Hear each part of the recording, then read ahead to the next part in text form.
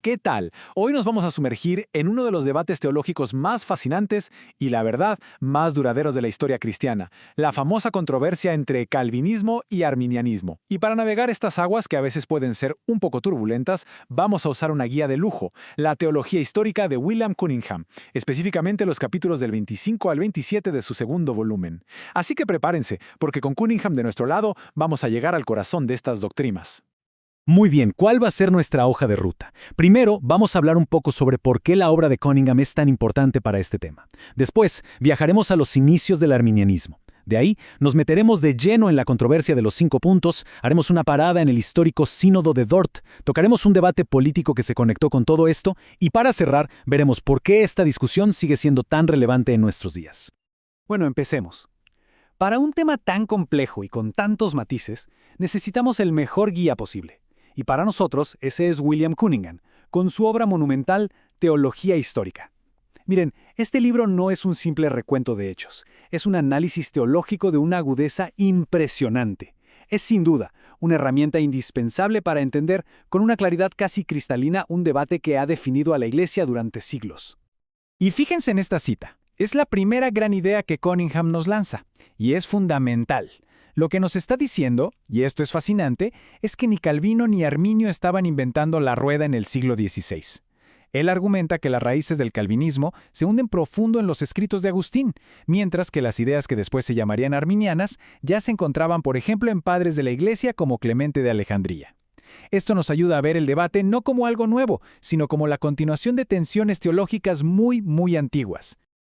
Ok, con esa base histórica ya clara, vamos a enfocarnos en la figura central que le dio nombre al movimiento y que, básicamente, encendió la mecha de toda esta controversia. ¿Cómo fue que surgió este desafío a la ortodoxia reformada que dominaba en esa época? Hablemos un poco de Jacobo Arminio. Su historia es de no creer.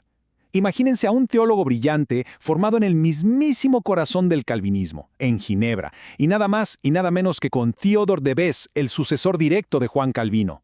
Y sin embargo, a pesar de tener una formación impecablemente calvinista, es él quien empieza a cuestionar algunos pilares de esa misma teología, sobre todo la doctrina de la predestinación. Su puesto como profesor en la Universidad de Leiden se convirtió en el epicentro de un fuego que se iba a extender mucho más allá de su propia vida. Esta cronología es clave porque nos muestra la velocidad con la que todo se intensificó. Noten que Arminio muere en 1609, justo antes de que el debate estallara formalmente, pero las ideas ya estaban sembradas. Sus seguidores, que pasaron a ser conocidos como los remonstrantes, no perdieron el tiempo. Apenas un año después de su muerte, pusieron por escrito sus objeciones en un documento, la Remonstrancia, que contenía sus famosos 5 artículos. Y ese documento fue la chispa que encendió el fuego y que llevó directamente al Sínodo de Dort. Y con eso llegamos al corazón de todo el asunto. Esos 5 artículos que presentaron los seguidores de Arminio no eran simples sugerencias, definieron el campo de batalla teológico para los siglos que vendrían. Para entender de verdad la diferencia entre calvinismo y arminianismo, es indispensable entender estos 5 puntos. Aquí los tenemos. Una elección basada en la fe que Dios prevé. La muerte de Cristo por toda la humanidad. La necesidad de la gracia divina, sí, pero una gracia que se puede resistir. Y la posibilidad de que un creyente pueda, al final, perder su salvación. Cada uno de estos puntos era una declaración audaz, un desafío directo a lo que la teología reformada había establecido como la postura correcta. Empecemos por el punto en el que, curiosamente, parecía haber más acuerdo, la depravación total. Y aquí Cunningham nos ofrece un matiz crucial. Él señala que el propio Arminio, en sus escritos, parecía estar de acuerdo con esta doctrina. Pero, y aquí está la clave, el resto de su sistema teológico creaba una tensión insostenible con ella.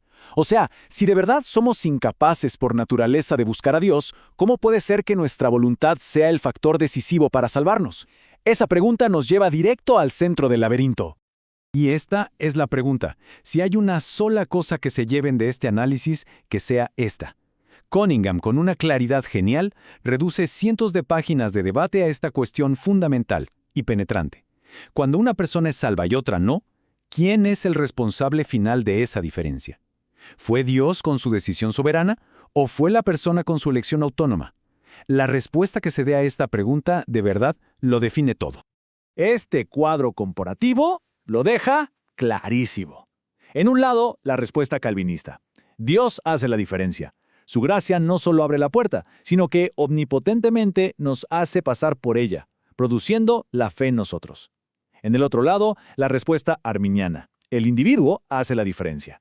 La gracia de Dios pone la salvación al alcance de todos, pero es la persona quien, con su libre albedrío, debe dar el paso final para que sea efectiva. La diferencia es quién tiene la última palabra. Para entender la postura calvinista, hay que entender este concepto, la gracia eficaz. Y de nuevo, Cunningham nos ayuda a refinar el término.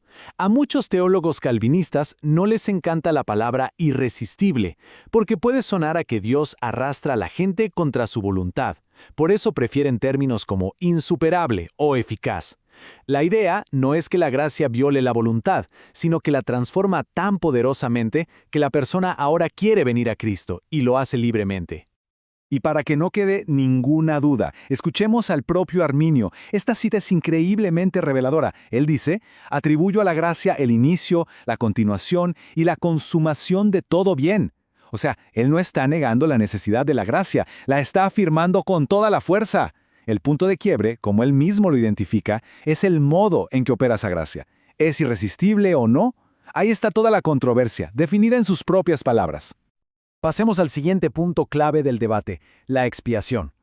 La pregunta es, ¿cuál fue el propósito de la muerte de Cristo? La visión arminiana sostiene que su muerte hizo la salvación potencialmente disponible para cada ser humano. La visión calvinista, en cambio, afirma que la muerte de Cristo real y efectivamente aseguró la salvación para un grupo particular, los elegidos.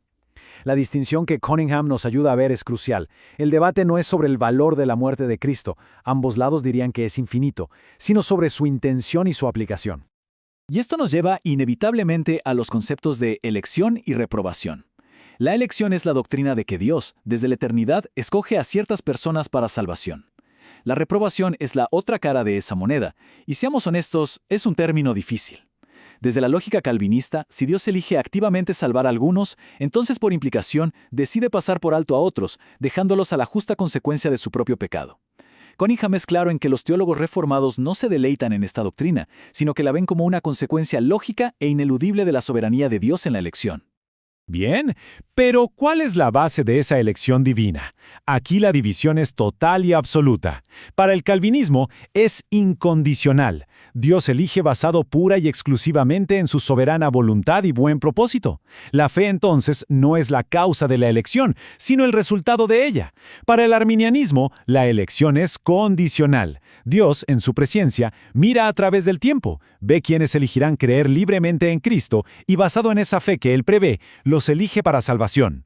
Y llegamos al quinto y último punto, la seguridad de la salvación. En la teología calvinista, esto se conoce como la perseverancia de los santos. La idea es simple.